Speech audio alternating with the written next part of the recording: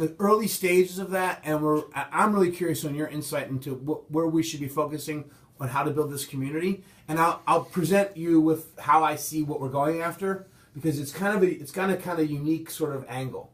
And then also if we have,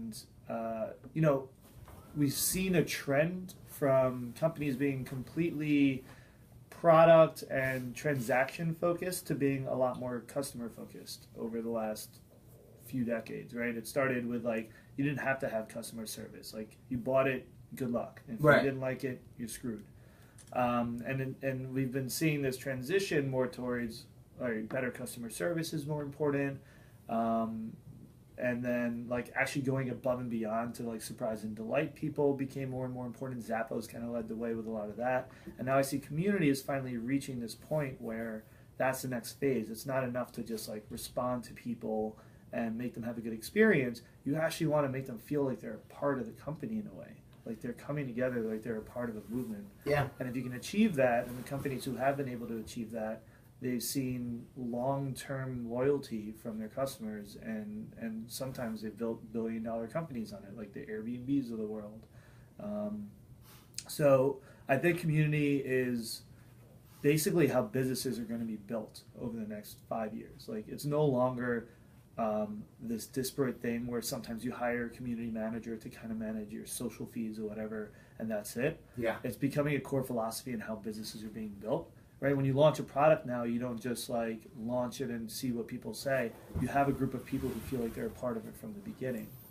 And because of all the communication tools that have been developed, now it's easier for people to talk to each other. So it's more important than ever that you make sure they have a good experience when they are talking to each other around your product or business. That's something that fascinates me. I've noticed more and more product people, the people that are building the products, are reaching out to community when they're in early phases of what the product should be. Mm-hmm. Like old school manufacturing was like, you engineer something in an office somewhere. You maybe talk to one or two focus groups, and then you invest millions and millions of dollars into this manufactured product, and you throw it out on the shelf. You say, "All right, here it is. Come get it." Yeah. Now, when I'm, especially with my wife at art school, I see that from she's almost in this middle of the road position of like community and product. Yeah. It's like this very tight loop where like you can actually get all feedback from all your stakeholders, and then in real time adapt your products to meet their needs. And then you take something like we're talking about right here, Meerkat and Periscope, and you can't separate the community from the product.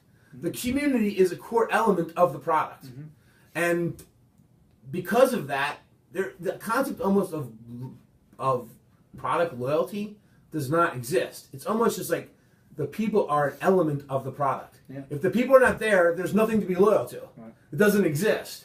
And I wonder, like, where does like for what we're doing right now, we're trying to do this coffee delivery service, right? So there's a product. There's an external product. If no one came, there would still be a product. Sure.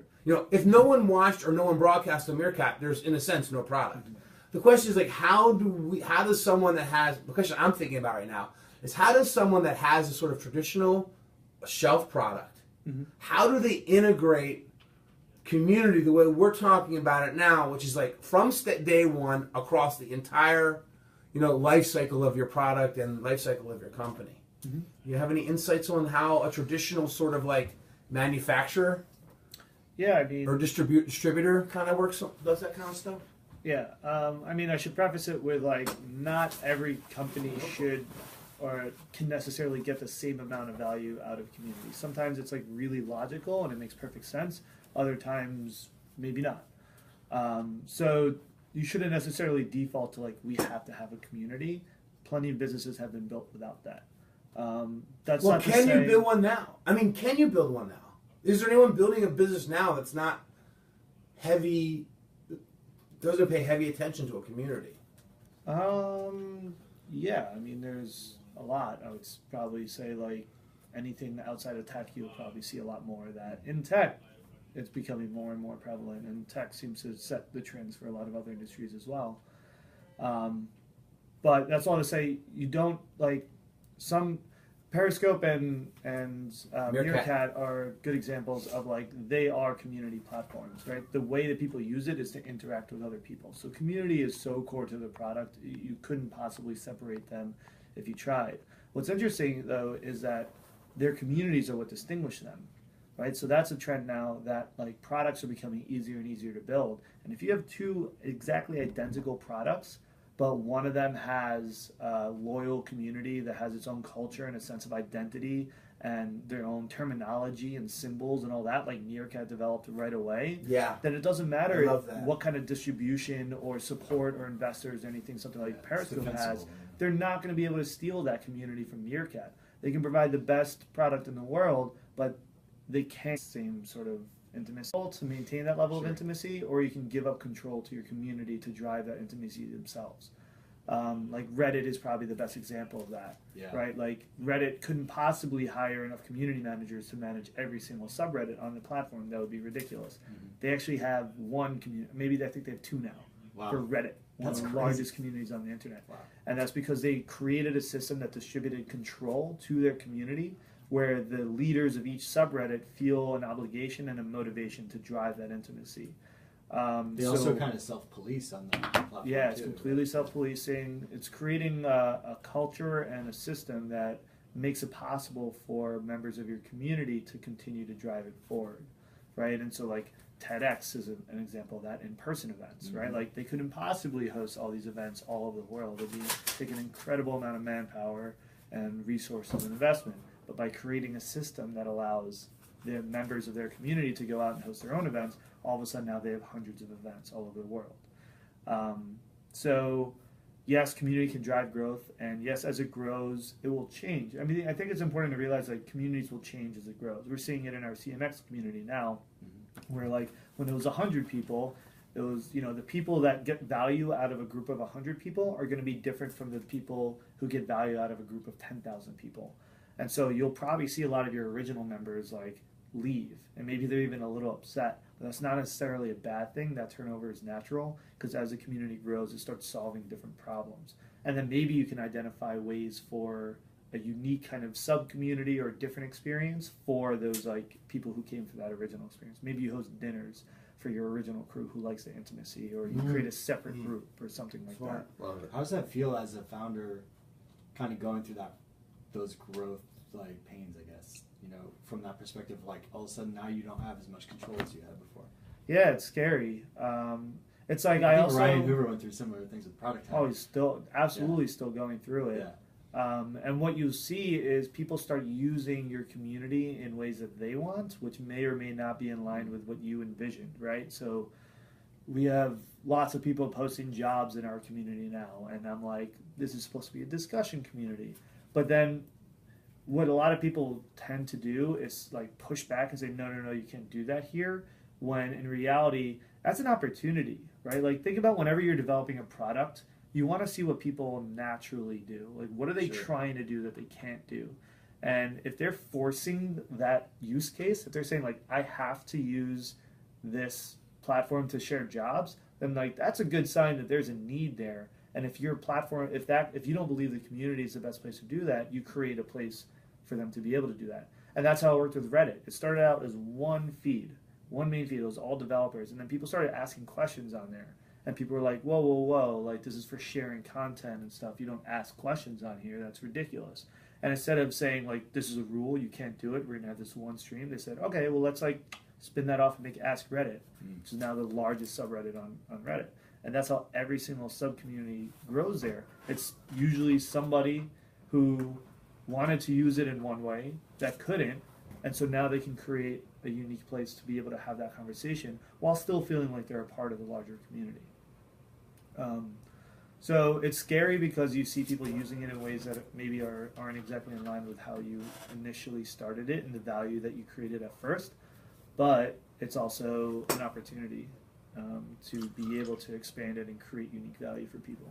And Product Hunt's been dealing with this stuff since the beginning. Like, I'm trying to actually help them figure out what to do, because I want to post my conference on there. And I know HustleCon wants to post their conference on there, and other people want to post their conference, but this isn't a place for conferences. That's a damn good sign if they have a group of people who are trying to use it for something and they can't. Like, that's an opportunity. And if people want to post ebooks on there or hardware products or all this unique stuff, music, books, all this stuff that they're seeing people try to do that they have to say, whoa, whoa, whoa, you can't do that. That's an opportunity. And that's how you scale a community. As opposed to saying like, hey, we also want to do this random thing that nobody's trying to do yet, but we're going to build a base. Basically, you're building a community again from scratch. Instead, take what people are already trying to do in your community and make that an option, and that's how you'll be able to scale it. I feel like you have to draw a line somewhere sometimes. Yeah. I mean, there's cultural things that are really important to keep in line. Like Reddit has a huge focus on like open conversation and not really filtering, right? Which has become more of an issue recently. Yeah. And Product Hunt has their own theories around like quality content, and you should have a culture around how people should treat each other and the kinds of things that are supposed to be there. Like you don't post an AMA in the Ask Reddit thread because that's not what it's there for. So within that specific place, you might have rules for that. But my point is, the things you're saying you can't do there may be an opportunity to create a unique space for them to do that, while still maintaining this overall sense of culture and what you expect of your members as people, as participants. So you say you're just getting started. You have a message you want to get out.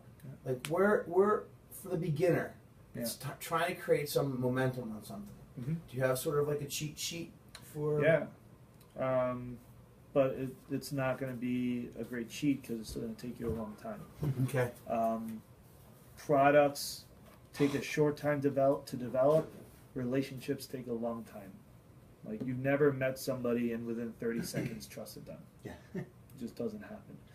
So but at the same time, I look at community like products just with a longer learning cycle. So the first thing you need to do is just talk to people, right? You need to be developing relationships. So whenever a company comes to me and they're like, hey, we want to build a community, what platform should we use? I'm like, whoa, like, getting ahead of yourself. Right? So like I have a list of questions I usually ask. The two main ones are, why is it important for you to build in a community? And why is it going to be valuable to the potential members of that community? Right? So as a company, you're going to have to put in time and resources and energy into cultivating these relationships and building this community. You better make damn sure you understand why you're doing that and why it's worth your investment, or else you're never going to stick with it and you're going to question it constantly. And then two, it's easy to just think like, oh yeah, we're going to have a community of coffee lovers and everyone's going to come and share their love for coffee and like it's going to be awesome. They're going to love each other and everyone's going to be besties. And like the reality is like, why? Yeah. Why is it going to be valuable? What is actually going to motivate them to participate? Just like a product, a community solves a problem for people. It might be loneliness. It might be something more transactional like advice or suggestions or feedback. It might be just this sense of belonging and feeling like you're a part of something. There's a lot of value that it can bring to people, but understanding really what that value will be, what that pain point is for them, and maybe they're already trying to solve that somewhere else. Maybe they're already finding a solution for that, so you're not creating something unique. So really thinking about why the community is valuable to you and why it's valuable to the members. And you learn that by talking to people. So I usually recommend talk to 5 potential members of your community. Get on the phone in the next day and spend half an hour talking to 5 different members. And you will be infinitely smarter about what your community should be and the members of that community than you are right now. And that brings value both in terms of learning, and it also creates relationships with people who are probably going to be the founding members of that community, because what you're doing is making them feel invested in the process now of developing the community and the product. So when you go back to them in a couple weeks or a month and you say, hey, like, remember we like had that talk and I got all your feedback, well, we took it all and we built this community, we'd love for you to be a founding member. Now they want to see that community become successful because they were a part of developing it. They came up with the ideas. Mm-hmm. And so now the success of the community is tied to their success as an individual, and they'll be motivated to participate. So you talk to people, you build those relationships, you get them invested, and you form your hypothesis. Our community will solve this problem for people. They will use it in these ways. Here's the content they're going to post. Here's the platform it's going to live on. Is it online? Is it offline? Is it a forum? Is it a Facebook group? Is it big enterprise software? Whatever it is. And here's how we're going to launch it. Here's how we're going to welcome members. Here's how we're going to invite them. And then you put it out there. You try it. And I usually recommend at least 3 months to really know if a community is starting to work or not. Community, again, will not happen overnight, and there will be a long phase of awkward silences and you posting stuff and nobody responding and figuring out what content works, right? It's like I'm constantly like tweaking. Like I do a welcome thread. You know, you've probably seen David in the CMX group. I do a welcome thread every Monday, constantly tweaking like how I welcome members to see like what gets a better response and like what gets people more engaged. And it's trial and error. If something works, great. Do it again or try to tweak it to make it even better. If it doesn't work, try to understand why. Like maybe these kinds of questions don't work well for this community, or they're not interested in using it in this way, and then you adapt. Yeah. What about products like you mentioned Airbnb, or I'm thinking of like I know lots of times people mention Lyft in comparison to Uber, and they say Lyft has this like really unique community and stuff, but like when you boil it down, it's really like you're just telling someone to pick you up and drive you somewhere, right? Mm-hmm. But like how do you on a product like that? How do you go about creating community, or do you think it just kind of happened like organically, almost like by accident, or just because the founders had this kind of like personalities themselves and it's reflected in the product? You know what I mean? Community definitely very often comes from the founders. Just like any other part of your strategy. If your founders are community-minded, your company will be community-minded. If your founders are sales-minded, you'll probably be more sales-minded. And that's what John and Logan are, of founders of Lyft. They're more community-oriented. Yeah. And I know, because I was a driver early on with Lyft, that the community was just in San Francisco when I was driving, and there were people like me and others that had all these suggestions, and they'd bring us into Lyft HQ. We would tell them our suggestions, whether it's product focused, how to make a better ride, or the entire community. And a lot of the early community in San Francisco for Lyft lived in a Facebook page, and there are thousands of members. Cool. And then other ideas came out of that, and Lyft would occasionally select some ideas from the community and then exploit them, pump them out through the network that Lyft had created just in San Francisco. Yeah. And what they found that really worked, they took top drivers and had those top drivers actually recruit and vet new drivers. Mm-hmm. So we didn't have to go through HQ anymore. They looked to me to do like 5 to 10 interviews for new prospective drivers a week. I rated them through a web page on my phone and then submitted it. Were you compensated for that? Yeah, it's $35 a person. That's cool. And at the time I was making $45 an hour. Well, what's interesting is like they do all that from the perspective of drivers, but people that only use it for getting a ride still feel that community, which is kind of an interesting jump, right? And is that just? I feel like it's almost like this trickle down effect in a way from founders to drivers to whatever, right? That's pretty consistent. Like every marketplace almost always focuses on the seller side because they're the ones creating the experience and the value. So Airbnb for hosts, Etsy for their sellers, eBay for their sellers. Mm-hmm. It's always on the seller side because if you can make exactly. So Lyft had groups for every single city for their drivers. Now I think they switched to regional. And now they've even taken that system further, and they have an entire mentor system. So every single time a driver is brought on, someone from their community is actually the mentor, bringing them on and onboarding them and training them and giving them the experience. So it's Lyft has made a huge investment in community. That's, again, similar to Meerkat and Periscope. Like the products can be very similar, but the community is what distinguishes it. It's a little tougher for Lyft because they're also fighting this battle of it's price, basically, when it comes down to it. Like, if this car is 7 and this car is 6, like, which one am I going to choose? Or which one can get to me quicker? Or Exactly. So it's a little bit harder for them, but, they now do the driver profile, so they give you a lot more information about the driver, and they really, that's what they have as a distinguishing factor for Lyft. That's super interesting that they're starting, that you noted you should start on the merchant side or the service provider side. Because one thing in my recent Lyft rides that the drivers are raving about, and these drivers, mind you, are driving for Uber as well, they're telling me that they have every week there's incentives to get bonuses, drive a certain amount of time, get X amount of tips or X amount of these type of reviews.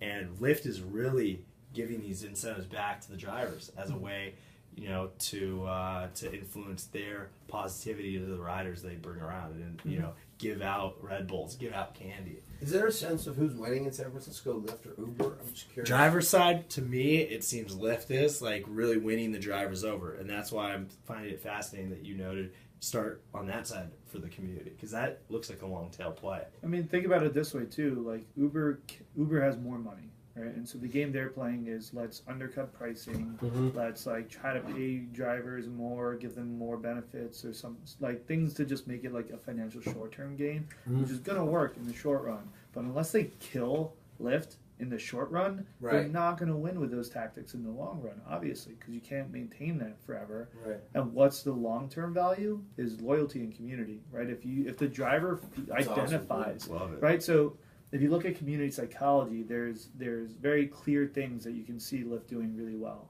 Symbols, for one. The mustache is actually a really powerful love that. tool. Amazing. The language they use, the common language is the so sense key. of identity, right? Like, if these people are identifying as a Lyft driver, that's not something you can change overnight. Like, it's part of their identity and who they are, and they feel like they are part of something. They feel a connection to the other drivers. They feel an obligation. They've put investment in there, and they feel like they have influence over that community, and the community has influence over them.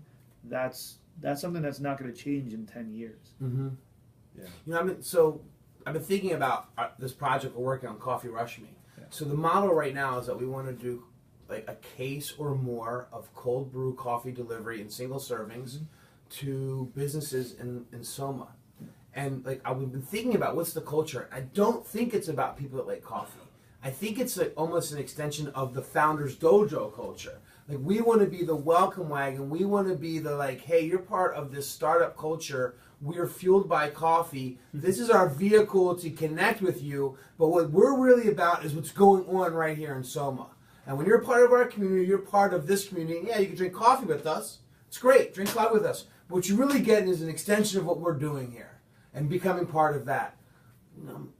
Insight on that? Let me throw that back at you. I mean, so it's separated from the product. It's not coffee. It's not about coffee. It's about the culture. That the culture of people that drink cold brew coffee in single serving in San Francisco. And your community, our community for this is Meerkat. It's very, very apparent that people all over the world are loving the Founders Dojo and DM Grossblatt Meerkat page because of the things we talk about. And a lot of the conversation recently is about Coffee Rush.me. But I'm just curious about your insight on that. Yeah, totally. I totally agree with you. I'm curious about your insight on that. Like, aligning your community with something that's maybe bigger than your product, but related to your... You know what I'm saying? You know what I'm getting at that? I mean, you're spot on. Like, that's the only way to really do it right. Like, your community shouldn't be about your product, because in the end, no one really cares about the product. They care about what it means and what it represents, what it stands for. Right. Right? Like, even like Apple, like, there's a meaning behind, there's an identity behind using those products. Like, they're not necessarily passionate about that iPhone. They're passionate about like the design and the culture and everything else around it. And so when you have physical products or you have things that in themselves aren't communities, you don't have a choice really. Like, no one's gonna. The product is almost like a symbol of the community, not the core of the community itself. Yeah. And so examples, GoPro. Right, like cool camera. They're so good at it. But what is their culture, their brand, their community? Everything is about like adventure and extreme sports and the founders come from that world. Yeah, and it's pure. It's true to who they are. Yeah. You know, if you're Lululemon, you want to create a community for people who are into fitness and yoga, not people who love leggings. Right, like. Wait, can I ask you a question about, I don't know how much you know about that, but remember that CEO got in trouble? Yeah. How does that play out? Because here we are a few months later, and what he said, I think, is true to his culture. He's like, we're not for out-of-shape people. This product is for in-shape people. How is that played out now a few months? So the CEO, I think he got canned, right? And basically because he tweeted out something that was basically like, if you're fat, don't wear my yoga pants. Is that basically what he said? Basically. And then how is that, give a sense of how that's played out now, where you come out with something very honest about your culture and say, my product's not for you, stay away. So don't do that. Okay, cool. Fair I enough. mean, basically, like, Stay on the positive. well, you know, honesty and transparency is good. So I mean, But insulting is not. if that's really what you want to do, then I'm sure there's a lot of people who like felt a stronger connection to it. I'm if wondering they if- also were in line. I'm with that. wondering if at the end of the day, if that was actually a win for the brand, a win for the culture, a win for the I community. think maybe early on that might have worked, but I feel like once you get to a certain scale, that's just a horrible idea. Okay, fair enough. That's I I'm mean, curious. what it comes down to is when you have a community and a following, you have trust, right? It's all trust, 100% trust. Got you. And the minute Don't mess with you that. break that trust, I'm writing that in capital letters. it can have the adverse effect. So all the value of people believing in you and trusting you, Yep. supporting you, and feeling they're part of a community. Yep. If you do something and break that trust, all of a sudden that community can very easily turn against you. And there are many examples of that happening as well. Absolutely. Like the ultimate one is like Dig, right? The difference between Dig and Reddit, like listening to your community and doing stuff in line with their needs, and the other one was making a power move that went counter to what your community really wants. We Right. see where those ended. Yeah. Right. So yeah, I mean, like, I mean, I think now that I'm thinking about it, I mean, he could have said, our pants should be a reward that you give yourself when you've accomplished a plateau of health, of fitness. You could get the same point across in a sense, maybe, sort of, but not come out and be like, don't buy my pants if you're out of shape. Yeah. I mean, he didn't. I don't think he even said that. I think it was something like our pants are made for your thighs to rub against each other, or something Gotcha. like that. Okay, So gotcha. in so many words, he was saying like basically like if you're fat, don't wear our clothes, or you should. Mhm. We're not making it for you. Like what he? Yeah, I mean, there's a lot of things he could have said. Right, like, gotcha. You know, It wasn't the message; it was the connotation. the commentary of how he presented them. yeah, Not it was necessarily, just right. stupid move. Yeah, really fair enough. stupid, and like probably like I don't know if it's truly honest to what he believes in the world, or like Right. something he just said that Right. was like stupid. Stupid. But either way, Right. the point is you break the trust of your community. You need to go above and beyond to regain that trust. You need to be in front of it and be honest. And you know, there's a lot of talk and strategy around like disaster control, basically. Right, yeah. Like if that kind of stuff happens. How about channels? Like obviously there's Facebook, there's Twitter. Every day there's new stuff. You know, I mean, are you channel agnostic? Do you have some favorites? How would you compare the different social platforms and what you're using in CMX and what's worked for you, what maybe has not? Yeah, so I mean, the important clarification first is that social media is not community. Social media is a tool that may be able to be used for community, Got you. but the way most people use it is not to build community. They're building a following, they're building an audience, which can also create trust and identity that will lead to a community. But you building a Twitter following in itself is not a community because those people don't feel a sense of belonging and identity with each other. They're not building those relationships with each other. So community is interactive. It's not you speaking to a lot of people. It's not even those people speaking to you or you speaking to them one-on-one. Those things can all lead to a strong community, but until those people are talking to each other, it's not a community. Simple as that. So when people say we're hiring a community, invite-only groups, I'll use that. If I want people to feel more comfortable sharing sensitive information that they don't want out there, maybe I'll use a private group.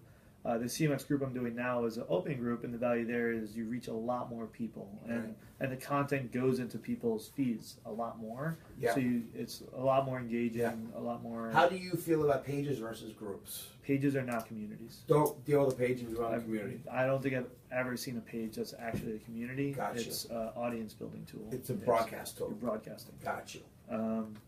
Valuable. It's Yeah. great in some ways. Do you have a CMX page and group, or just a We group? actually have now created a page. And you don't have interest in it, or it's low on your priority list because you don't feel like you need the broadcast. You're Well, more interested also Facebook kind of It's like there's so much destroyed. value in it anymore. They destroyed the value of it. They made everybody build up their fan followings for years, and then they said, "Okay, now you're not going to reach any of those fans unless you pay." Gotcha. So the value is maybe, I don't know, SEO, or like if people search for you on Facebook that there's a page there. Right. But then if they get there and there's no engagement on it, you look even worse. So Gotcha.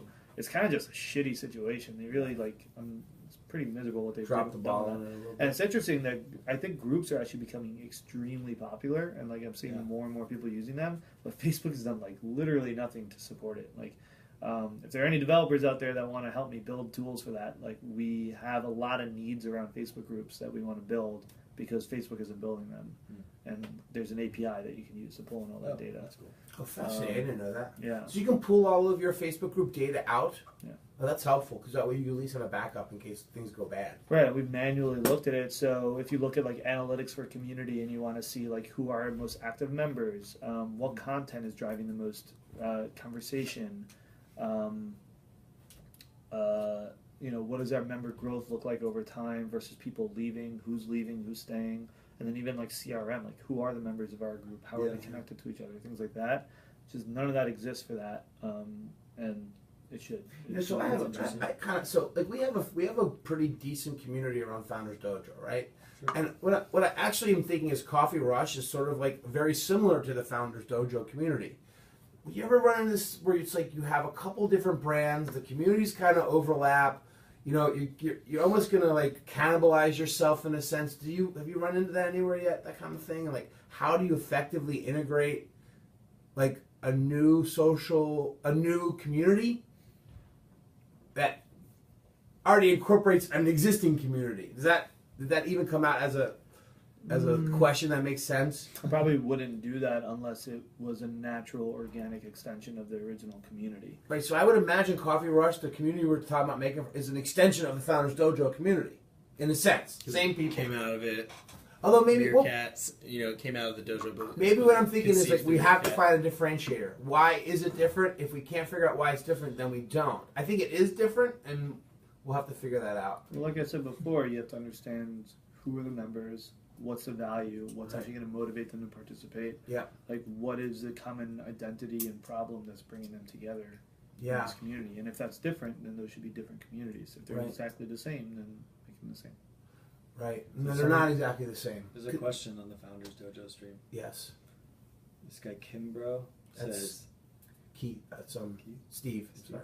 Says, is it true that every customer is a customer you want or not? That's interesting. Yeah. Good question. Thanks, every man. Customer, a customer you want. Or not. No, I've definitely fired many customers. I feel like community is almost a way to filter, in a way, to the people that are going to gravitate towards your service are the ones that identify with. We're talking about community members, and definitely not.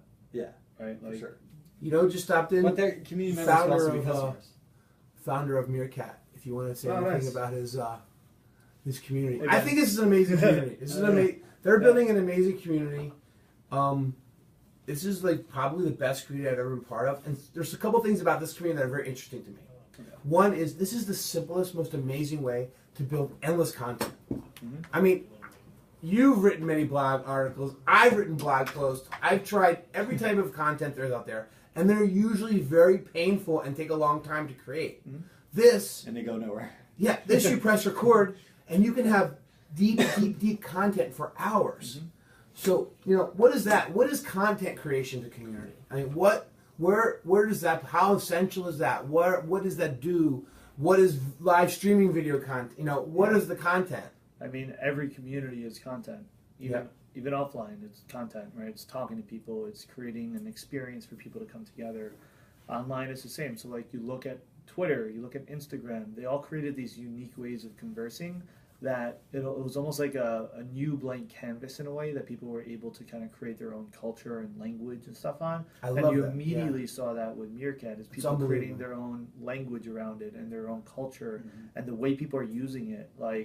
I walked my dog, I walked puppers on Meerkat for half an hour, and 20 people watched me just walk my dog. And it was that's silly, but maybe that's something really unique to the community, and people enjoy that in a way you wouldn't be able to do that somewhere else. They might have had 20 different reasons they were interested in watching them. Right, and then cool. And then like, but maybe like the culture on Periscope is different, and like people are like, whoa, that's like lame. Like, don't walk your dog here. Like, this is for like webinar kind of content. I don't know, right? Like, I'll tell you what it is. One of them is on Periscope. You are allowed to show your fridge. On Meerkat, you're not supposed to show your fridge. What? Well, that's like a thing. Yeah, you show your fridge on Periscope. What's in your fridge? I've never. There's this whole thing with Josh. people create But cultures, they create traditions, the they create language. hashtags, the language around Meerkat is deep. Mm-hmm. Like anytime, almost anything you say in Meerkat, you're trying to think, how can I replace a syllable with the word mirror? Mirror. I mean, it's Mirror really, fan. and it is so powerful. I totally agree with that. I mean,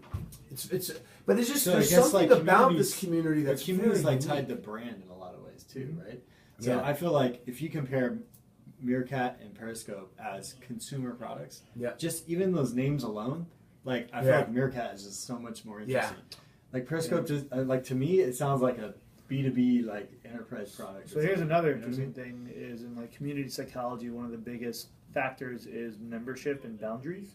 So either you can create them, or you can just leave them up to the community to create. But there's always a boundary or some sort of barrier to people joining the community, and that might be something you create, like a paywall or invite only, or I don't know, anything that says Download like, something. Or you have to have a Twitter rules, account. right? Like, you know, like KKK has a boundary, right? Like Sure.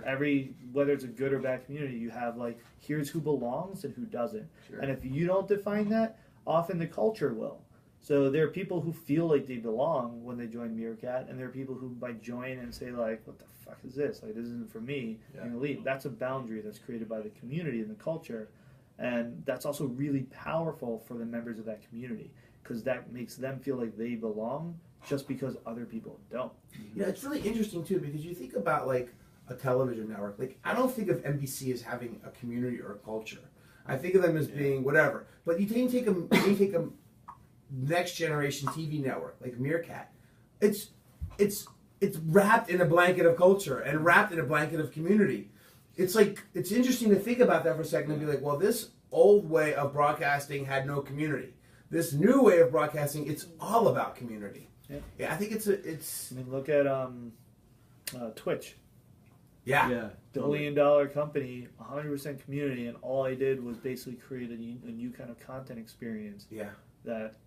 Well, that was like that kind of is as a parallel to what you were talking about with Reddit, where it was like, oh my god, all these people are using this, Right. like Justin TV, right. to stream. Bounce the table, okay, bro. You don't feel like there's any kind of gatekeeper between you and getting the information to them. Like, this is what we want. This is what they need. Then they need to say things like, "Hey, we don't have the resources." Yeah. But You look It's at fascinating. you look at Twitter. Started out really simple. The community created @replies and Yeah. hashtags and Amazing, all that right? stuff. And then eventually they just supported that in the actual platform because they saw like, this is how our community wants to use it. Yeah. So if you solve, that's why I think that's why I was really bullish on Meerkat when I saw it, because I saw something that people, even as simple and not well developed as it was, right? It's like very, very simple, one thing you can do. People were using it. It was like touching on something that people really wanted and knew how to use and wanted to use, and you can see them starting to use it in their own ways, and I think that's where you see things that have major potential. When you see people adopt a very simple idea and start to shape it in the way that they want to see it, and if you can support the community in that way and build it with the community, then That's what I was saying. I actually talked to one of their investors at Greylock, and it was after they announced the investment, and he was like, "What do you think of all this?" And I said, one thing that I think is a great sign for Meerkat is even early on, before it was like this established brand or whatever that these people knew, like it would break, or it would say like audio only or like drop things, and people would still be like, they would complain about it, but they would still be there, right? fail well, right? Yeah, Same shit. it's like people will deal with that stuff Yeah. because the product's so compelling or the it's the loyalty factor. It's like, but it happens so fast. I know. Yeah, No. mine was like a week. Yeah. The speed of it was like, and sometimes it's interesting. It's like communities do take a really long time to develop, but sometimes there's just like something that. Well, you know what? But it there's was? still a lot to be Well, done, though. Well, It's still early. No, Well, yeah, I'm not talking about the product. I'm talking about the community, the sense of belonging, Sure. identity. But what's interesting is the Meerkat community was essentially the Product Hunt community early on. Yeah. So when you see communities sprout up out of nowhere and all of a sudden they're really thriving, chances are they didn't build this community from scratch. They took an existing network that existed. Like Reddit started with Paul Graham's blog. Yeah. He posted an article about it and all these developers joined. Right? That's how it started. Product Hunt started from Startup Edition. That wasn't like out of nowhere. It was people who already had those relationships. CMX started because I did the communitymanager.com a while back, and I've been building these relationships forever. So whenever you see a community start from scratch, like, and it blows up, it's not because like sometimes a community can grow out of nothing. Yeah. It was an existing network of relationships, and then events happened. Maybe a platform launched or something happened. That's why like riots work. Right? Like all these people have a common belief, and then an event happens that brings them together. That's kind of like the like Seth Godin's concept of like finding your tribe and going like, okay, these are the people that will absolutely identify with what we do. We think, and that's our hypothesis, and it's just like put it out there and see what happens. Yeah. You know? So yeah. Hey man, do you want to take a quick second to do a quick commercial? Tell people how to connect with you and.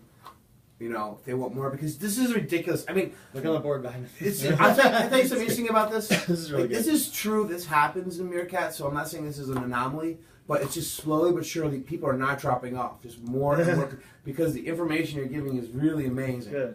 So maybe you could just share where people can learn more about you and what you're doing and learn more about this stuff. Yeah, sure. So again, I'm David Spinks, at David Spinks, and at CMX on Twitter. We host 2 conferences a year right now, one in San Francisco, one in New York. New York's coming up on May 19th.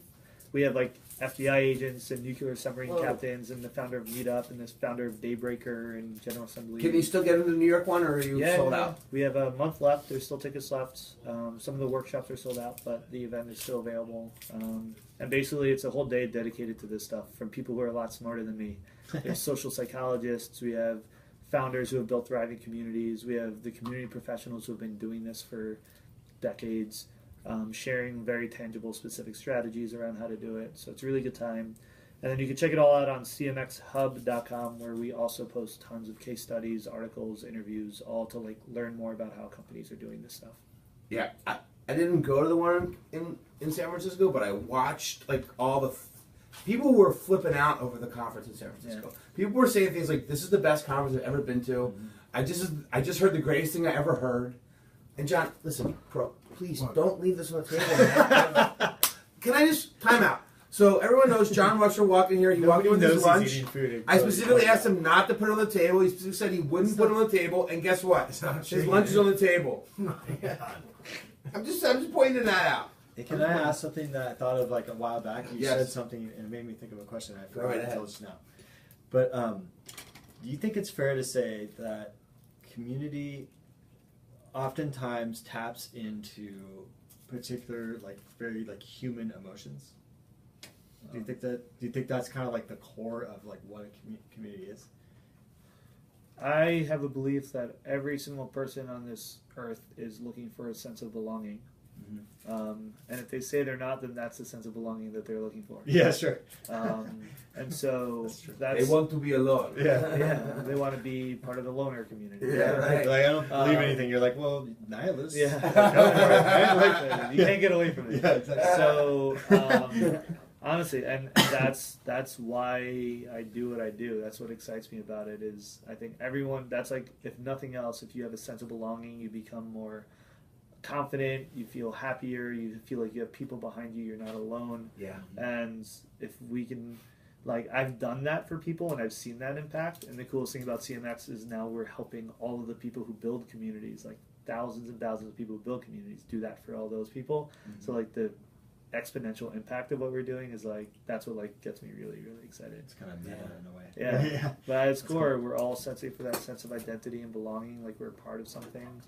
And I mean, evolution, right? Like that's again how we survived. We hunted in packs. We survived in packs. We traded. Like everything we've done in history as humans, and that's like the benefit that helped us survive. Yeah. Natural selection was our ability to come together and work together. So I have a question. So what about gender and community? Mm-hmm. I definitely noticed that I think there is a gender difference between what men are looking for out of a community and what women are looking for out of a community. And I definitely see it. It's interesting because men and women are never more socially together than on an online community. Like, we tend, I think, to pack with each other, separate by gender. But I totally noticed that, like, where our lines of sort of like civility are different, where maybe, I wouldn't say so much on the content we like. I think that, good information is good information. But I've noticed that. Are you running into that at all?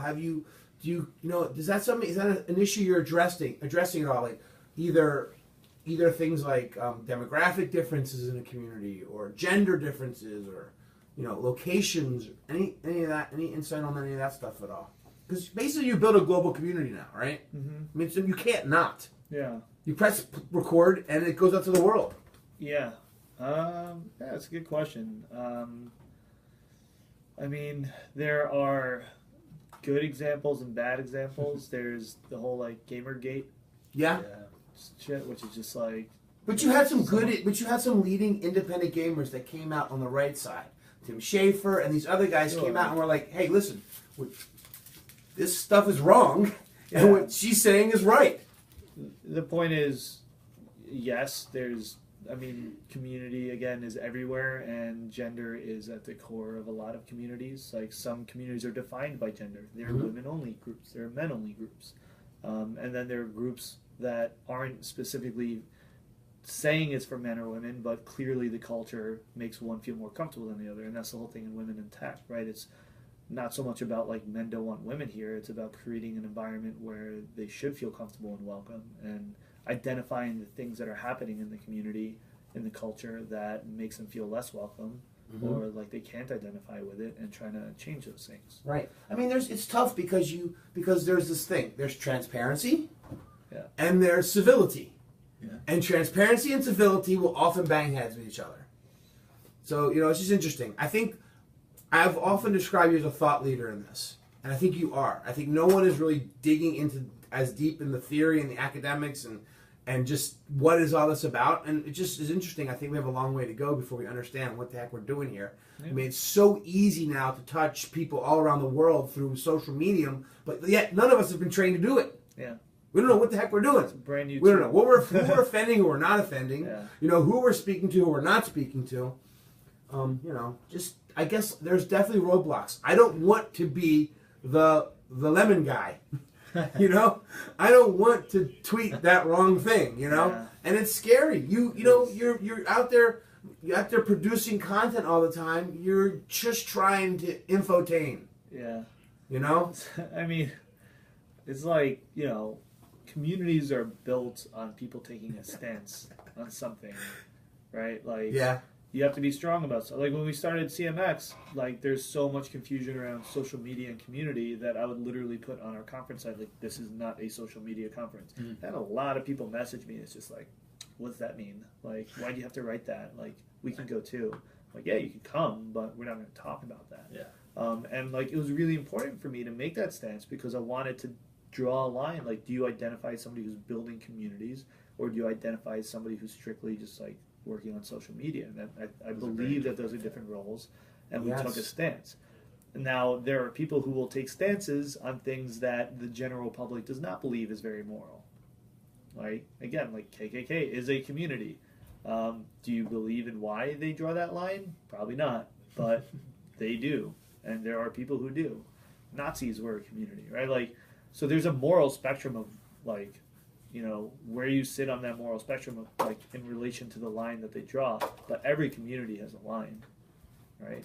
Again, it's that barriers and boundaries kind of thing. Like, saying these are the people who belong and these are the people who don't. What about the, changing culture? That seems incredibly difficult, right? Like, we're talking about that with Women in Tech. Like, the culture is generally, I think, just kind of happened to become this way. Yeah. Because, in general, I would say, the male psyche in general is more likely to go, I want to start a company or something like that, or be a little bit maybe more entrepreneurial or something. I don't know. I don't know a whole ton about this, but that's just kind of my instinct, right? Yeah. So it's kind of like by happenstance in a way, not intentionally by any one person or entity has gotten this way. But a lot of people recognize that maybe this isn't the best way. So how can you change and influence a community? That's hard, I think. Yeah, that's getting into like movement building. Yeah. And it's like a fascinating topic. I guess maybe translate that into like how a company could do that. If you're like starting a company and you're like, wow, this is really going down a path that I don't feel comfortable with. Yeah. Like, how do you influence that? Or have you helped companies with that? It's not something I've dug in too much to. I think it's really difficult. And I almost look at it as like you're almost creating a new community within the community. And so you're not going to be able to take a large community or all of your employees or any sort of existing culture. You're not going to be able to just say like, hey guys, like, let's do this instead. Sure. Like, I believe we should, so you should as well, right? Like, you have to fundamentally change people's beliefs, which we all know is extremely difficult. So if I were to try to do that, I would probably try to get look at it as building a new community, identifying the people who do believe this way and starting to bring them together within the larger community and then growing it from there. So in a very like grassroots way, instead of like taking 10,000 people and trying to change their belief, find 10 people who already believe that way within that community and then start to grow it organically from there. Yeah. Just take a second to say thank you for all the retweets and thank you for all the likes. And I saw what you wrote, Norman, and that's totally fine, but I'm not repeating it. And JS Dinos did say it's all about that infotainment. And then just to confirm, you have not recently been arrested, correct? I have not. Okay, that's good to know. And people are asking if you are Jesus, and other people are, after hearing you are thinking you are because you're so knowledgeable, handsome, and your beautiful locks. And hi, Jewish. So he didn't turn the water into wine though. You need more water? No, I didn't touch it. I need a haircut. It's the solution here. That looks good, dude. When you think about some great communities, can you rattle off a couple that maybe we can sort of just think about as like, oh yeah, these guys killed it. Maybe not in tech. If you can step outside of tech and sort of maybe more obscure ones. Yeah, just like who do you admire that they've done a really good job? If it's in tech, it's fine, bro. No. I'm not trying to hate on that anyway. No, I mean, so with CMX, we have 3 buckets that we look to bring in content and speakers. One is like CEOs, one is community professionals, and the third one is like really unique perspectives. So art, science, military, music, anything like that. So I love thinking. I think in tech in general, we don't look at outside fields nearly as much as we should. Right. We're like constantly talking to each other, but there's so much we can learn, especially when it comes to community and understanding people from other fields. So that's why we try to bring in, psychology, anthropology, ethnography, all these things on understanding human beings and how we interact, which is really at the core of all of the products we're building today. So yeah, a few that I like, Burning Man, I think is a really interesting example. Started extremely organically, started without the intention of creating anything, started with just like a simple idea, and then just organically And grew. even with that idea is not 100% transparent. Yeah. It's like kind of like go to the beach and burn something and scream. It was kind of, it was like, well, I guess the common theme there was kind of like chaos or like breaking away or doing something random and different, right? Right. And At least what just started rebel, it. just rebellion. Almost, Yeah, in a there's sense. something about that, and then it grew and grew To and grew art. until now it's this, and then now again they couldn't possibly host events everywhere, but they're Burning Man events all over the world now. Absolutely. That are being run by organizers. And they turned it back into an amazing sort of thing that generates a lot of public art, a lot of they really brought it right back down to the people, and They're trying to. so It's much of hard the for public them. art in this town is them. Yeah. It's shocking when you start to realize how much of the art that you see in this town is because of the things that BlackRock is doing, which is the parent. I mean, it's got all like the pieces, right? Like the common sense of identity and belonging, the symbols, the language, the rules. Yeah. Some people belong, some people feel like they don't belong. Actually, this is one of those ones where it's like, well, I don't belong, so I belong there. Yeah. Right. It's true. So I really like that one. I think they've done a really interesting job. And then I look at things like Alcoholics Anonymous. I think it's a really interesting one. And they have their whole like system. They have like a very clear strategy. That one is like the playbook that they're able to give anybody who wants to host Alcoholics Anonymous groups. And 2, just looking at it and the way that they get people to feel vulnerable. their buddy system of having, you know, their sponsor. All that is like really interesting tools that you can apply to any community that you build. And also, like, That's cool. the way, like, almost everyone knows what they are. Almost everyone in the country knows what a sponsor is. I mean, I have had no connection with that organization anyway. Yeah, I know that there's like these steps that they take you from an ugly place, they try to bring you to a good place. That you're this person that you connect with that's like there for you at all times. I mean, what an amazing sort of mind share they've acquired through just like being a good community. And their whole premise is if you have an addiction, community is the solution. Yeah. Like they give you a sense of support and community, and that's what will help you get through it. That's amazing, actually. Wow, that's mind blowing. I gotta say, one of the things that you've done so well for me during this conversation is got me to separate social media from community. I mean, until this moment, dude, I did not, even though I know what you're doing, I did not. If you would have said what's CMX about, I may have said the word Facebook when I was describing it.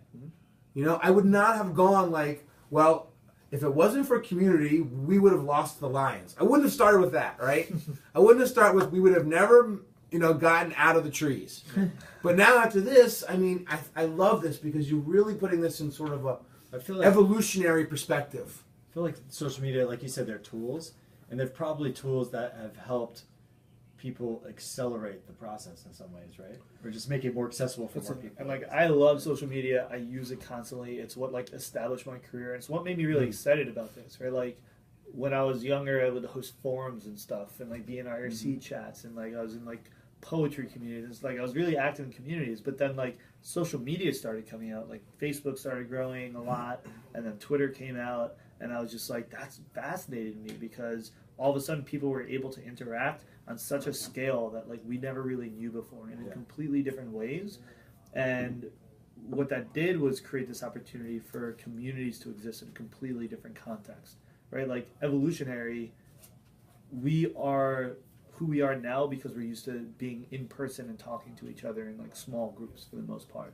And now all of a sudden there's this like massive opportunity. It's going to change the way the world works. It's going to change the way people feel a sense of community. And like before, if like I didn't know the 100 people around me and like I didn't feel like a sense of belonging there, it's like kind of like tough luck. And now, because you have access to all these people and groups all over the world, like anybody can find their sense of belonging. They really can. And like people develop relationships that, you know, some would say are just as strong as you would in person. Oh my gosh, completely. Absolutely. That's something that's Meerkat's done for me that I haven't gotten that, because like Facebook is really cool, but it's basically people you know or people that people you know. So it's not like really, it's sort of like old school how you build friendships. You're meeting new people in it. Right. This is just, I've never experienced anything like this in any network I've ever been part of. Where it's like I literally have people I would describe as friends all over the world. I never got that of any, I don't know. This is something that's really kind of mind blowing. This may be closer to that line of where social media and community sort of bang into each other. Again, social media can host communities, right? Like I definitely early on in my career, this is what Twitter did for me, and like I connected with all these people that I never would have access to all over the world. I was like a stupid college student, didn't know anything, but I would just like tweet at these CEOs, these big people. I ended up building like a really strong network, and there was definitely a community.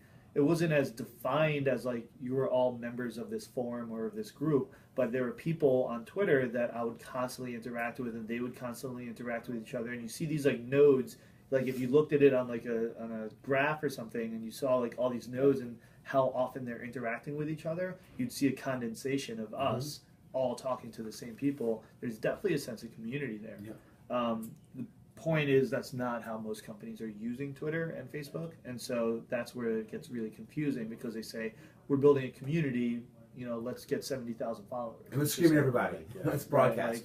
It's not a community unless you're creating those connections between those nodes. When you can oftentimes just tell by the stuff they're sharing that it's like obvious that it's not like trying to like they're not asking a question and just like posing a question, like let people respond to you. You know? They want to actually respond to people when they contact you. Right? There's some companies that do that. Like Twitter chats are communities in a lot of ways. You know, Twitter chats. No. So essentially, like I hosted the second ever Twitter chat. Like we started the second one. It's called U30 Pro. It's for young professionals. And the way most of them work is you set a day and a time every week. You all use the same hashtag, and over an hour you ask a number of questions, and people all discuss that. And we had a thriving U30 Pro community. Like that was one of my most successful communities I've ever built. We ended up launching a Facebook group as well, but it all for over a year it was just a Twitter chat every week, same time, and people absolutely developed relationships with each other, got jobs out of it, connections. They started hosting meetups out of it. And it was all just for like the whole premise of that was young professionals who had a lot of questions and had no idea where to go to ask them or talk about them, and we created a space. That's one thing. Like if you're ever building a community, I think like the one pain, like if you can identify a group of people who feel isolated, there's an opportunity to build a really strong community there. Fascinating. Actually, I have this question about that. Yeah. Like, have you done any thinking around the moment that someone feels they're part of a community? Like, what is, what is that about? Yeah. Aha moment. Yeah. What is that all about? That's a really good question. Really good. Well, they talk about like at least Stump from a the growth, genius. well, like from a growth perspective, like there's been examples of like Facebook and Twitter where they're like, if you have X amount of friends or followers, whatever, then you are now like part of the community. There's like customer success things around that. Yeah, like that's kind of different than feeling like you're part of a community. When I was at Zarly, like I did that. Like if you had 3 interactions or more, the chance of you like sticking around for the next 6 months are like exponentially increased. Yeah. But that doesn't mean you feel the impact of being involved in a community. Right. Yeah, I mean, I don't know the answer, but I imagine it's something around feeling like actually developing a relationship with somebody else there.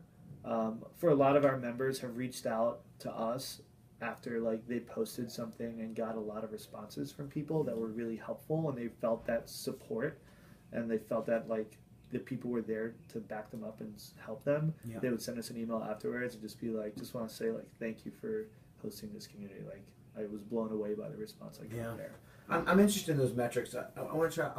We should think on it. So there's one thing I'd recommend, which is just like the number one important thing is when somebody creates content in your community, that somebody responds. That's a good one. If they post it into this black hole and they get no feedback that anybody's listening, you'll probably never see it. I feel like Twitter is that way for a lot of people though. And that's why they have a lot of churn and they don't acquire a lot of new users.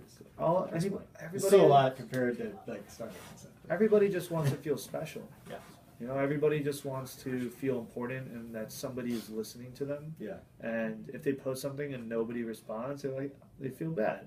And if even that's why I tell community managers, if like nothing else, if you respond or even just like or just give some sort of feedback that somebody there was listening, that's already that's a lot better than nothing. And then if somebody posts something and like my job, whenever somebody posts in CMX, if nobody's answering, I'll like message a few people that I know would have good answers. And be like, hey, like get in there. So in the early days, you have to seed that response. Do the legwork. Get the responses going. Get the questions going. Get that conversation going, and that's going to help build this tighter community. Yeah. Michaela asked a question. What do we think about the App Meerkat community, which we've talked about for a while, and I think we can all agree that like this is somewhat of a I'm going to use the word I don't like, a unicorn community, in the sense that in a way. Well, what do you think? I still feel like in the grand scheme, it's pretty niche, right? Super niche. Yeah, but it's strong, which is good. Yeah. But I was telling someone, I think I told John, I went to Vegas a couple weeks back, and I was playing poker one night, and and like almost everyone had an iPhone, and I just asked, I was like, "Has anyone here heard of Meerkat?" And it had just come out. No one knows. And they were like, "What are you talking about?" I'm like, "Yeah." See, it's like it's like somewhat in a bubble. Yeah. You know. Yeah. You know, but it's the beginning of something really There's interesting. something about, like, look, we've been creating content for an hour now. It's like, and we did almost no thinking. We live our lives, and we in a unique and special way. And I'll just say to your point before about it being niche. Every single community ever has started niche. Yeah, totally. Like that's how they start. They start with a small group of people who have this common identity or belonging, and then it grows from there. Like it's like never been 10 million people who just all of a sudden felt like they were part of a community. Yeah. Now you talk about that small group of people. specific to marketplaces? Is that small group of people customers necessarily, or can they be other community members that are engaging with a product? You know, do they have to be? Are customers always good community members? You know, to build out The core culture? community? Yeah. It's a good question. I look at it as like almost spheres. So can you see the board from here? Yeah, totally. So like basically like Yeah, you can see. I'll just do something like this usually, and you would say like, all right, here are maybe your like core power users, like your really strong members, the ones that you're like really putting the most focus and energy on. So I don't know, give me an example. Of a marketplace, or Yeah. So my company, Bottles Tonight, right? Yeah. We have a lot of people that are customers, but you know, my initial inclination is that doesn't make them a loyal like proponent of the community, or someone who's going to be contributing. Mm-hmm. You know, so if I'm trying to find 10 of our best advocates for the culture we're trying to create in the community, Yeah. I'm trying to ask if it's going to be all customers. Are they all going to be the customers? Or, Right. Yeah, and maybe. So I don't know if you know like the 99-1 rule or 90-10-1 rule. I actually met the guy who invented that yesterday. Oh wow. Amazing. Yeah, I didn't know he Do you guys invented know it. what it is? Or maybe we should explain. No, it what- for yeah, anyone what is it? Yeah. So it's basically, it's not so much a hard rule that it's always this, but the idea is accurate in that if you have a community, 90% of the people are just going to be following and listening. 9% are going to be like responding, and 1% is going to be actually creating. Fascinating. So if you have 10,000 customers, like there's going to be a very small group that are going to be actually creating, some that are going to be responding, and then the rest might just be listening or not doing anything at all, really. The lurkers. Wow. Yeah, I brought up the rule when I was talking to him. He was like, "Oh, I invented that." I was just like, "Tell me more."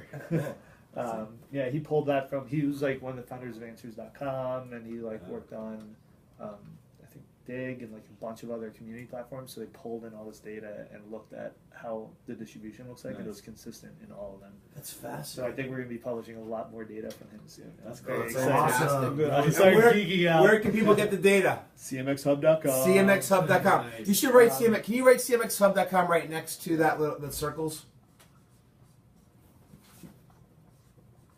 There you go. Yeah. So anyway, this is how I usually draw it. So for your Bottles Tonight, maybe you have like different segments, right? You have like the bar owners might be one, and then you have the customers, and then maybe there's like a larger audience that's just like reading your blog or something, right? So maybe like the center is your bar owners because they're the ones that are like the most important customers, or the ones that like really feel that sense of belonging and have a shared problem. And then maybe the next sphere is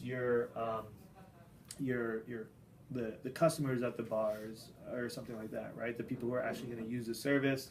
And then the outer one is just like people who like to party, that just wants to like hear about events and stuff. And so for each one, the experience might be completely different. Maybe your bar owners you keep in like a really high touch group. Maybe you host dinners for them once a month. Maybe you do something that's really high touch for that very core group. And then for the people who are using the service, who's the next layer, maybe it's a little bit less hands-on, and maybe it's just like an open platform where they can all chat and any of them can join. And then the very outer layer is just people who like to party, and maybe there's no community for them at all. Maybe this is just like they read your blog or they follow you on Twitter. So that's where you start to see like social media and community interact. You have the community at the core, but then it's got all these spheres of influence basically all around it. And at each sphere, people have a different kind of experience with your community, with your brand, with your culture, with your product. I love the part you just touched on, that each deserve a different type of touch point. One's a higher frequency, and the others, they're just listening. They're part of the majority, right? Mm-hmm. That's so cool. Yeah. So, getting back to so you said something that really was interesting to me. There was something about the word intimacy, like the moment we were talking about the inflection point. Yeah. Like, I feel like that's the moment when you feel intimate about something. That is almost like that's the emotion that you're trying to drive to say, okay, now this person is part. Now I feel part of this community. When there's a level of intimacy, I don't know what that means. I don't know what the word, where intimacy and social media touch. Right. But social media, is it a tool to get to intimacy? And I would say probably yeah. Right? I mean, social media is a tool to build relationships. Relationships is a tool to build community. I love that one too. Right? Like that's the way I look at it. It's So many quotes coming out. it's a today. funnel. I know. God. The reason why I'm just every 2 seconds I'm writing on this little yellow pad right here. These notes. In social media equals to relationships, relationships to community. Right. So it's a funnel. It's a Yeah, it is a relationship funnel. You know what else is interesting? I've noticed the social media funnel. So I'll start to communicate I'll connect with people on Meerkat, then we'll connect on Twitter, and then we'll become friends on Facebook, and it's like this funnel that goes down until I'm like, oh, we're Just look at friends. This is a funnel, right? And Right. so you're looking at it from the top down. But if you just flipped it upright, Yeah. it's literally Yeah. this. That's Right? crazy. And now you have, social media, your blog, Look at you, man. engagement and stuff there. And then maybe you invite them to your Facebook group or your forum or some sort of community here. And then here they're like VIP and they get invited to like dinners or something more exclusive and intimate, right? So you look at it as a funnel of like you're starting to build trust. First they have to hear about you, right? Marketing is really important for community because if they don't know you exist, how are they going to become Right. a member? Yeah. So first they have to hear about you. You build trust through content, through ideas, through talking to them, even if it's one-to-one, and then you start to bring them together, and then ultimately you start to see that really core group who's like really motivated to invest in the community, and then like maybe like these become your Or organi- 1%ers or something? well, it's like your organizers or your moderators, right? Mhm. Like for Reddit, these are the subreddit owners, right? So maybe on Reddit, look at this for Reddit, right? I see a link to a funny cat photo, and I click on it, and maybe I do that 100 times before I'm actually like, okay, I'm gonna like respond and actually like talk to people and get involved. Mm-hmm. And then like eventually I become like a power user in one of these communities, and I feel like I'm really like in there and I'm invested, and this is like a community I'm a part of. And then all of a sudden I'm like, wait, I have an idea for a subreddit, and now I create my own. Yeah. So Amazing. you can So see it's consume, communicate, create. This kind of Create ties slash into that, moderate. like the hook model thing. So. Yeah, so one thing we do, we have 3 or 4 articles now where we take the hooked model, which is, for you guys who don't know, Nir Eyal made the hook model, which is essentially you have a trigger and then a cycle that you go through every time you get triggered of like, what is it, like action, Trigger, investment, reward, and investment reward, and then trigger again. Yeah. And the whole point is that you start with external triggers, so that might be the cat photo link, right? Yeah. And so so like here it's like external triggers. Mm-hmm. So right, like it might be a blog post or a link or a tweet or an email, something that brings me in, Mhm. and then the Or goal. your friend told you even, right? Like Right. word of mouth. Right, and then so anything externally, and then maybe in like these two, it becomes more internal, which is like I don't even need anything to tell me to go there. I'm just like I wake up in the morning and I'm like I wonder what's going on. Like for me, that's product hunt now. Like every morning or every day, at least once or twice, I just go in there and I check and I see if there's anything I like. I hop in a few conversations. But it's automatic. It's an internal trigger. Mm-hmm. So yeah, if you look at But that happens because you feel invested in it somehow. exactly. You're like, I'm part of this community. I've contributed to it. I want to keep Yeah. doing that. I'm Feels good. highly invested in product. I was number 50 in that community. Like I've been contributing It was since. 208. Yeah, I mean I've been contributing since the beginning. Which Yeah. again, remember what I said in the very beginning? If you want to start building a community, start talking to people and getting them invested in it now. Yeah. And like Ryan's first email to me around Product Hunt was just like, "Hey, I'm thinking about this idea. Like, what do you think of it? Can you Yeah. contribute to this linky dink?" I was just like, "Sure." Yeah. I started doing that, and now I wanted to see Product Hunt be successful because that the success of the platform became tied to my own success, and so now I'm motivated to like make that successful. That's fascinating too. But yeah, just real. So Nir Eyal's hooked model, we have like 3 case studies where we take the model, and this guy named Anuj wrote them. He applied it to growthhackers.com, to Product Hunt, and to I think inbound.org or outbound, or one of those other communities. So all similar type communities. Yeah, so you basically look at any online community and look at like what's the external trigger, what's the action, what's the reward, and like apply that to like any successful community. And Cool. those case studies are on CMX Hub? Yeah. Okay. Yeah. So do you have when you're looking at a community and you're trying to decide whether it's successful or not successful, Yeah. what metrics do you look at, or how do you rate whether a community is successful or not? Yeah. Good question. That's for Michaela. Time. Michaela, It's just after one. what time you gotta roll? Ooh. You gotta go. We can make this the last question. All right. Last question. Last question, Michaela. So, what do you when you're trying to when you go in and you're looking under the hood? What are you looking at to say this is good? What are you looking at to say this is bad? Ooh, we got an acronym coming up. Uh-oh. This is how It's not a very good acronym. No. Please, no more retweeting. This is about done. Gross domestic product. So this is basically what I tell people to look at when you're looking at it. Is a community going well or not? Okay. You have gut. If you're a community builder or a human being, you have a good sense of energy and emotion. So if you're in a community and it feels like it's thriving and people are responding and there's a good energy and like people feel like they belong, you know it. And if it's not there, you probably also know that. Right. So don't be afraid to follow your gut. Mhm. You can look at data. So look at how many people are posting, how many people are responding, how many people are talking to each other. If it's an event community, maybe how many people are RCPing, how many are actually attending. So like pull in any data you have and you can start to map it out over time and see, are people posting more? Are they posting less? Are people joining the community? Are they leaving the community? So look at that kind of data. And then psychology, look up the sense of community theory. As David McMillan invented it like 30 years ago. It's still, I think, like the dominant theory in social psychology. And a lot of what I talked about today comes from that, like barriers, symbols, language, investment. All that kind of stuff is rooted in the sense of community theory. And so what I like to do is take his theory and overlay it on a community and start to see, like, are they forming a symbol system? Are they forming a language system? Are they making some sort of investment here that makes them feel like they belong? Do they feel like they have influence over the community, and does the community have influence over them? And if you start to identify those factors, usually you can just see it. There's also a thing called the Sense of Community Index, which somebody built on top of his theory, which is essentially a questionnaire that you can send to members that will measure whether or not, like, to what extent there exists a sense of community.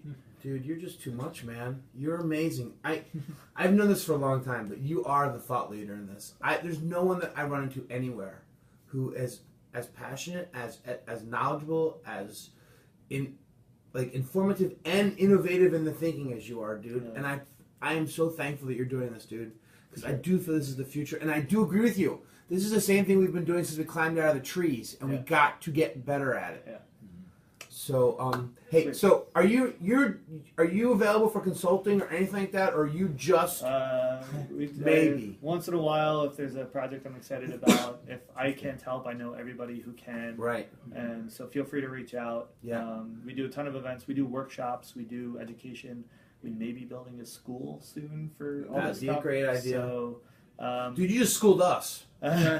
I mean, I just got an amazing education. Yeah, I mean, our goal is to provide any sort of, we're bringing out all the information and data that's not being shared and like trying to make all this stuff as accessible as possible. So Wonderful. check out everything we're doing. Feel free to reach out. And so again, cmxhub.com.